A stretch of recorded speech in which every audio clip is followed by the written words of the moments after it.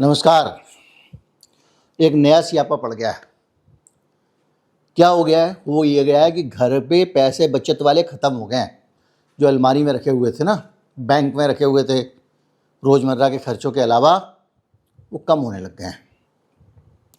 पहले मेरा महीने का खर्चा निकलने के बाद में, हमारा आपका खर्चा निकलने के बाद में कुछ पैसे हमारे बैंक अकाउंट में रखे रहते थे। कभी ज़रूरत पड़े, किसी की तबीयत ख़राब हो जाए, कुछ ख़रीदना पड़े, लोन लेना पड़े, कुछ करना पड़े, उसके लिए पैसे की ज़रूरत है, कुछ मकान बनाना हो, तो हम लोग जैसे होता है ना, रिटायर लोग अपना पीएफ में पैसा रखे रहते हैं। तो जो हमारे रोज़मर्रा के खर्चे और हमारे रोज़मर्रा और जो आमदनी है रेगुलर, उसके अलावा जो धन होता है वो धन कम हो गया है, और भारत का वो धन कम हो गया है।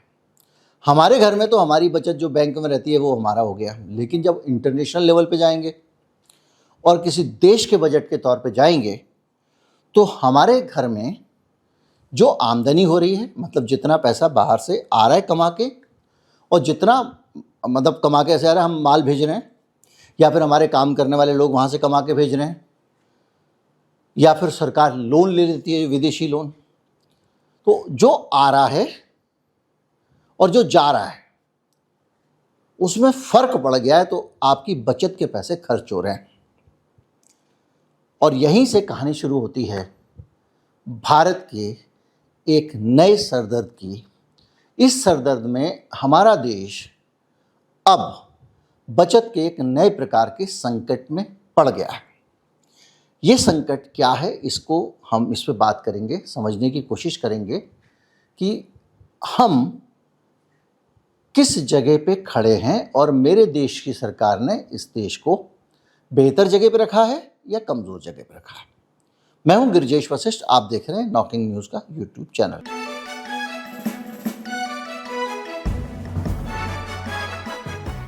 किसी भी देश के पास में कुछ चीज़ें रखी रहती हैं रिजर्व, जैसे कि हमारे पास भी रहती हैं। हमारा म्यूचुअल फंड में पैसा लगा हुआ है, हमारा कुछ गोल्ड रखा हुआ है, हमारा कुछ आप समझ लीजिए कि अलग अलग तरह का रखा हुआ है सामान, ज़मीन है, भूमि है, संपत्ति है। ऐसे ही किसी देश का अपना भी खजाना होता है। जैसे आपने अभी पिछले दिनों में देखा होगा कि बहुत सारे देश ज़्यादा सोना खरीद रहे थे। हम लोग अपना सोना जो है वो उठा के लेके इंग्लैंड, बैंक ऑफ इंग्लैंड से आए थे काफ़ी, हालांकि कुछ अभी भी रखना पड़ा है। तो ये जो सोना है हमारे देश के पास में जो होता है, ये भी हमारे लिए वो धन है जो ज़रूरत पड़ने पे हमारे काम आएगा। जैसे कि हमारे को ज़रूरत पड़ी तो हम जो है उसको अपना सोना बेच के लड़की की शादी कर देंगे, या पिताजी का हार्ट ट्रांसप्लांट होना है या कुछ होना है तो हम सोना बेच देंगे, या हमारे बैंक में पैसे पड़े होंगे वो निकाल देंगे। तो इसी तरह से बैंक का जो खजाना होता है उसमें सोना भी होता है। तो भारत का जो टोटल सोना है खजाने का, वो है, खजाना नहीं कहेंगे उसको, मतलब अंतर्राष्ट्रीय खजाना है। मतलब बाहर के देशों से कुछ खरीदने के लिए जो सामान चाहिए, अपने लिए तो अपना नोट जितना छाप लो, उसका 15% सोना है। सरल भाषा में लोग अक्सर इसको इस्तेमाल करते हैं विदेशी मुद्रा भंडार, लेकिन इसको देख के लगता है कुछ पैसे वैसे हैं हमारे पास में। लेकिन विदेशी मुद्रा भंडार सोना हुआ, इसके अलावा यूरो हुआ, जापान का येन हुआ, डॉलर हुआ, मतलब ऐसी मुद्रा जिससे देश के बाहर से कुछ खरीदा जा सके दूसरे देशों से, वो विदेशी मुद्रा भंडार कहलाता है। उसमें भाई हमारा सोना भी आ जाता है और हमारी जो प्रॉपर्टीज़ हैं देश की बाहर पड़ी हैं, दूतावास वगैरह की, वो भी आ जाता है। तो अगर आप उसमें से चीज़ों को निकाल दो, सोना ये सब निकाल दो, तो बहुत कम विदेशी मुद्रा भंडार पड़ता है। उस विदेशी मुद्रा भंडार के खजाने में एक साथ 10.25 अरब डॉलर साफ हो गए एक हफ्ते के अंदर। पिछले एक हफ्ते में 1.25 अरब डॉलर, 10.288 अरब डॉलर, 10.25 अरब डॉलर मान लीजिए, साफ हो गए। और ये सिलसिला चले जा रहा है और 4 से ज़्यादा हफ्तों से यही सिलसिला चल रहा है।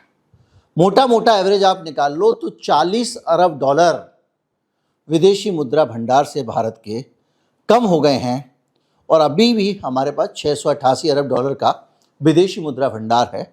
चिंता की बात ऐसे नहीं है कि हमारी जेब खाली नहीं है, लेकिन हमारी बचत कम हुई है, खजाना कम हुआ है। आज के दौर में जब आप जाते हो तो यही पैसा आपके काम आता है। भाई कभी आयात संकट हो जाए, कुछ हो जाए। अब मान लीजिए ईरान का वॉर चल रहा है, हमको समझ में आया ड्रोन बहुत पावरफुल होता है बाबूजी, तो मोदी जी के पास कोई आई हथियार लॉबी वाले, भाई साहब ड्रोन खरीद लो, आपके देश के लिए बहुत ज़रूरी है। अब आपको अचानक पाकिस्तान कुछ उधर से चूचपड़ करने लगे चीन के साथ मिलके, तो आपको पैसा चाहिए होगा, तो आप बाहर जाओगे तो आपको पैसे अगर नहीं होंगे तो आपको लोन लेना पड़ेगा अंतर्राष्ट्रीय मुद्रा कोष से, क्योंकि हमने पाकिस्तान के भी पिछले दिनों हालत देखी, उसके पास विदेशी मुद्रा नहीं थी तो वो पेट्रोल डीजल वगैरह कुछ इंपोर्ट नहीं कर पा रहा था। हमने श्रीलंका को देखा था, श्रीलंका का विदेशी मुद्रा भंडार की हालत ख़राब हो गई थी, क्योंकि कोविड हुआ, उसके बाद में उसके यहाँ जो विदेशी पर्यटक आते थे रशियन वो आना बंद हो गए, तो उसके पास में डॉलर की कमी हो गई। वो अपना सामान बाहर से मंगाता था, तेल मंगाता था, डीजल से उसके बिजली घर चलते थे, वो सारा काम वो जो किया करता था वो गड़बड़ हो गया, ठप हो गया। हम भी बहुत ज़्यादा इंपोर्ट करते हैं, हमारे यहाँ का 55-60% तेल इंपोर्ट खाते हैं हम लोग विदेशी। हमारे यहाँ दाल तक बाहर से आती है, जो अरहर की दाल आप खाते हो, ये तो बढ़िया वाली तुअर दाल है, कानपुरी तुअर है, महाराष्ट्रियन पटका, वो कुछ नहीं है भाई, मोजाम्बिक से आ रही है बहुत सारी, और वो वैसी लगती हैं, आप उसी को खरीद लेते हो और आपको लगता है कि भाई ये तो कीनिया की है, मोजाम्बिक की है। अभी याद है कि अडानी जी वहाँ पे कुछ कर रहे थे धंधा, मोदी जी अफ्रीका समिट में गए थे सबसे पहले प्रधानमंत्री बनने के बाद, याद करो आप, भारत में हुआ था। खैर, तो जो विदेशों से सामान हम बहुत मंगाते हैं, हमारी बहुत सारी चीज़ें आती है, इलेक्ट्रॉनिक सारा विदेश से ही आता है ना। आपके मोबाइल, और नए नए मोबाइल बदल रहा है आदमी, अरे भाई कम से कम सरकार को कुछ करना चाहिए कि सफ़र रखो यार, इतना मत करो भाई, विदेशी मुद्रा भंडार जाती है। खैर, तो ये जो पूरा का पूरा हमारा जो फंड है वो तेज़ी से हो रहा है कम। अब कम होने पे क्या हो रहा है कि ये देश का जो इमरजेंसी फंड है वो पड़ रहा है कम। अब ये कम करने के कारण बहुत सारे हैं। एक तो हमारे जो विदेशों से पैसे आते थे वो डोनाल्ड ट्रंप के चक्कर में काफ़ी कम हो गए, क्योंकि सारे लोग तो पकड़ पकड़ उसने भगा दिए यूएस से, तो वहाँ से जो पैसा आता था, तो जो वहाँ से कमा के हमारे टैकी भेजते थे उस पर टैक्स लगा दिया उसने, भाई घर पे पैसा भेजेगा तो टैक्स दे। कई लोगों को उसने वीज़ा नहीं दिया, H1B वीज़ा वगैरह में पंगे कर दिए, तो यहाँ से नए लड़के जो कमाने जाने वाले थे वो नहीं जा पा रहे हैं। तो ऐसे करने से ना बहुत सारा जो डॉलर हमारे पास आता था, ये बहुत बड़ा हिस्सा है फॉरेन रेमिटेंस। अब एक रायता हो गया मिडिल ईस्ट में, वहाँ के मजदूर भी, अब ये चलेगा, कहीं ऐसा थोड़ी है युद्ध अभी की ख़त्म हो जाएगा सब कुछ नॉर्मल हो जाएगा, इसको 1 दशक लग जाएगा नॉर्मल होने में। तो हमारे जो मजदूर वहाँ बहुत बड़ी संख्या में जाते हैं, वो वहाँ से विदेशी मुद्रा भेजते हैं, सबसे ज़्यादा सऊदी अरब इस सबसे आता है, वो पैसा भी हमारा अटक जाएगा UAE। तो एक समस्या होने वाली, उस समस्या में क्या होता है, यही पैसा काम आता है। तो ऐसी स्थिति में क्या हुआ है कि हमारे पास में एक तो दिक्कत ये हो गई, दूसरा जो फॉरेन करेंसी में हमारे पास संपत्ति थी, जैसे मैंने बताया कि विदेशी मुद्रा भंडार में सोना भी आता है, ज़मीन भी आता था, जो फॉरेन की करेंसी थी डॉलर वगैरह वगैरह, उसमें कमी आने से डॉलर और अन्य करेंसी की वैल्यू जो हमारे पास है वो कम हो गई है। सोने की कीमत आपको पता ही है लगातार गिरे जा रही है, और उसके कारण उसकी वैल्यू जो है वो काफ़ी ज़्यादा गिर गई है। जो हमारा RBI का सोने का भंडार था, आंकड़ों के मुताबिक वो उसकी वैल्यू 3 अरब डॉलर, 3 बल्कि 4 ही मान लो, 3.666 है, 3.666 अरब डॉलर घट गई है। यानी डॉलर की कीमत तो गिरी ही, सोने की भी गिर गई, और इसके साथ साथ 13.495 पिछले हफ्ते भी सोने की कीमत गिरी थी, और सोने के भंडार की कुल वैल्यू घटकर 113 अरब डॉलर रह गई है। कुल मिला के भारत के पास जो सोना है वो करीब 880 टन है, और मैंने बताया वो 15% के आसपास है, 15-16% के आसपास। तो अब आप समझिए कि ये पूरी सिचुएशन है। अब सिचुएशन के बीच में जब डॉलर चढ़ता और रुपया गिरता, 95 रुपये का हो गया। क्यों हो गया? क्योंकि हमारी नीतियों के कारण, हमारी चीज़ों के कारण जो विदेशी कंपनियां हमारे यहाँ पे पैसा लगा रही थी, हमारे बिजनेस में, हमारे शेयर बाज़ार में, वो पैसा ले जा रही हैं।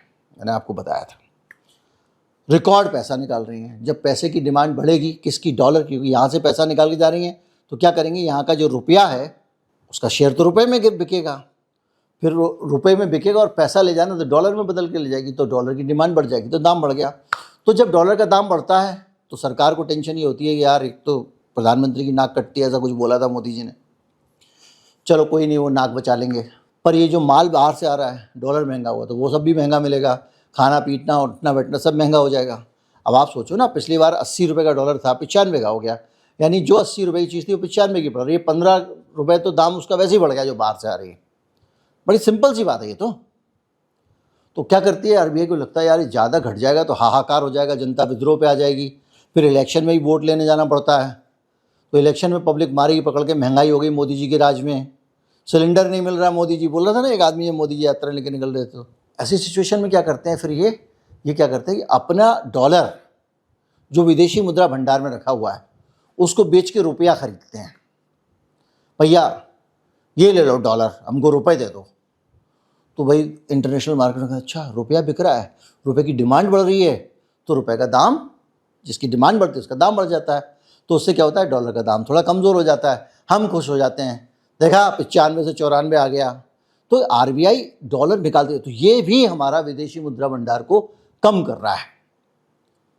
अब जब आप डॉलर बेचते जाओगे तो कम ही होंगे, मतलब आप जो है इस तरह से समझिए ना कि आप अगर अपनी चीज़, कई देश सोना भी बेच रहे हैं, तो अगर आपने ये किया, डॉलर बेचा, फिर विदेशी मुद्रा भंडार कम हो गया।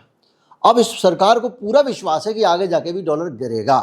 हाँ जी, तो आरबीआई ने क्या किया हुआ है कि 70-80 अरब डॉलर के सौदे कर रखे हैं फॉरवर्ड मार्केट में। भाई अगले साल हम इतने रुपए जो है, इतने का आपको डॉलर बेचेंगे रुपए से, पहले तय कर लिया, बैंकों से तय होता है वो। अब आप बताइए मुझे, जब आप वो वाला डॉलर दोगे और गिर जाएगा, खजाना कम हो जाएगा। खजाना बढ़ेगा कैसे? खजाना बढ़ने के तरीके क्या हैं?